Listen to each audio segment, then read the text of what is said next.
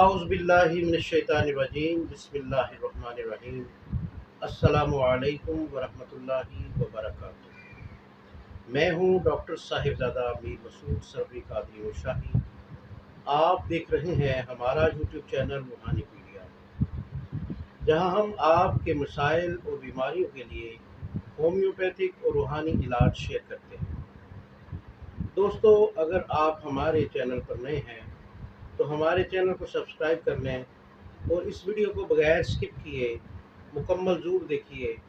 انشاءاللہ تعالیٰ اگر آپ ہماری یہ ویڈیو مکمل دیکھ لیں گے تو ہم یہ دعوے سے کہہ سکتے ہیں کہ یورک ایسڈ جیسی نامراد مرض کے لیے آپ تمام ڈاکٹرز، حکماء اور روحانی معالجین سے ہمیشہ کے لیے بے نیاز ہو جائیں گے، اور انشاءاللہ تعالیٰ یہ ویڈیو آپ کے لیے انتہائی مفید ثابت ہوگی۔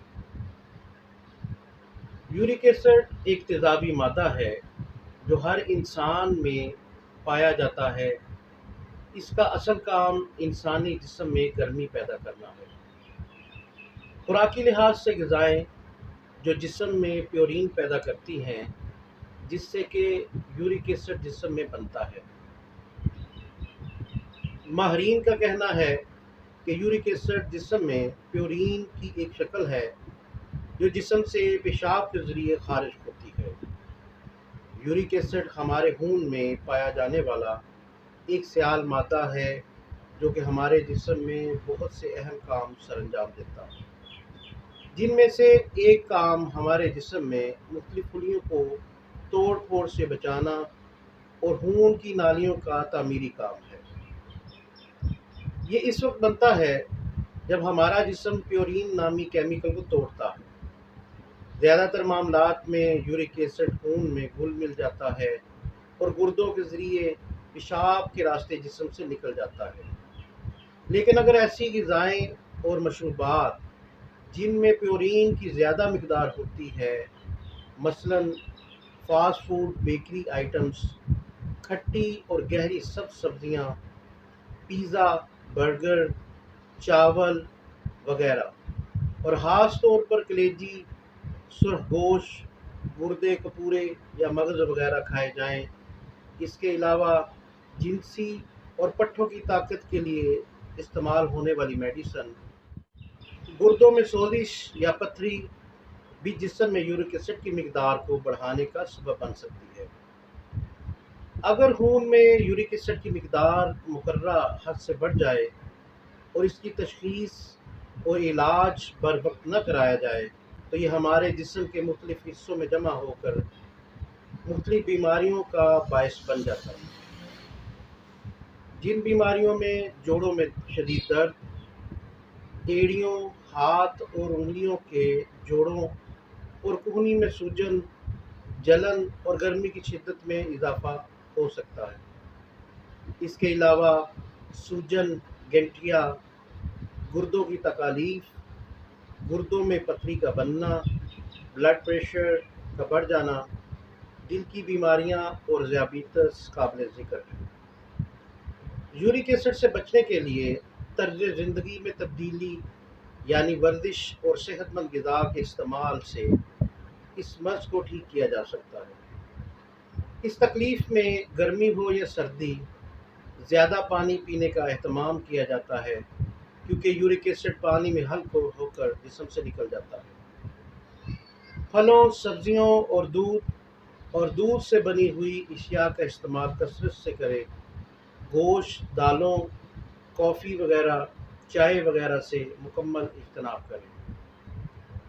یورک ایسڈ سے متعلق مکمل تفصیل ہم نے آپ کو آگاہ کیا۔ اب بڑھتے ہیں اس کے علاج کی طرف۔ ہومیوپیتھک میں یورک ایسڈ کے لیے میرے کلینک کا مایہ ناز نسخہ، جس کو عرصہ دراز سے اپنی پریکٹس میں استعمال کر رہا ہوں، اس نسخہ کو آج تک ہزاروں مریضوں پر آزمایا جا چکا ہے اور الحمدللہ یہ نسخہ کبھی بھی مایوس ہونے نہیں دیتا۔ نسخہ یہ ہے: ہومیوپیتھی کی دوائیں کولچیکم مدر ٹنکچر اور آرڈیکا یورنس مدر ٹنکچر، ان دونوں دواؤں کے 10-10 قطرے دن میں 3 مرتبہ کھانے کے بعد یعنی آدھا گھنٹہ کھانے کے بعد یا 1 گھنٹہ پہلے کھانے کے بعد 1 گھونٹ پانی میں ان دوا کے قطروں کو ملا کر استعمال کرائے۔ ان شاء اللہ تعالیٰ ہومیوپیتھی کی اس دوا کے استعمال کے بعد آپ کو یورک ایسڈ کے اندر واضح اور نمایاں کمی نظر آئے گی، اور کچھ عرصہ لگاتار اس میڈیسن کو استعمال کرنے سے یورک ایسڈ مرض کا نام و نشان بھی نہیں رہتا۔ دوستوں، یہ تو تھا ہمارا آج کا ہومیوپیتھک نسخہ۔ اب یورک ایسڈ کے لیے روحانی علاج بھی پیش خدمت ہے۔ یہ نقش جو آپ سکرین پر ملاحظہ فرما رہے ہیں، اس نقش کو سفید صاف ستھرے کاغذ پر عرق گلاب اور زعفران کے ساتھ لکھ کر مریض کو 7 دن لگاتار پلائیں۔ انشاءاللہ تعالیٰ 7 دن کے اندر اندر یورک ایسڈ جتنا بھی مرض ہوگا، انشاءاللہ تعالیٰ اس مرض سے شفا مل جائے گی۔ امید کرتے ہیں دوستو آپ کو ہماری آج کی ویڈیو پسند آئی ہوگی۔ اگر آپ کو ہماری آج کی ویڈیو پسند آئی ہو تو ہمارے چینل کو سبسکرائب کریں اور اس ویڈیو کو صدقہ جاریہ سمجھ کر زیادہ سے زیادہ لوگوں میں شیئر کریں، اور اپنی قیمتی آراء سے ہمیں کمنٹ باکس میں ضرور آگاہ کریں۔ اللہ تعالیٰ آپ سب کو تمام موذی اور پیچیدہ بیماریوں سے شفا کاملہ عطا فرمائے۔ اللہ آپ کا حامی و ناصر ہو۔ السلام علیکم ورحمۃ اللہ وبرکاتہ۔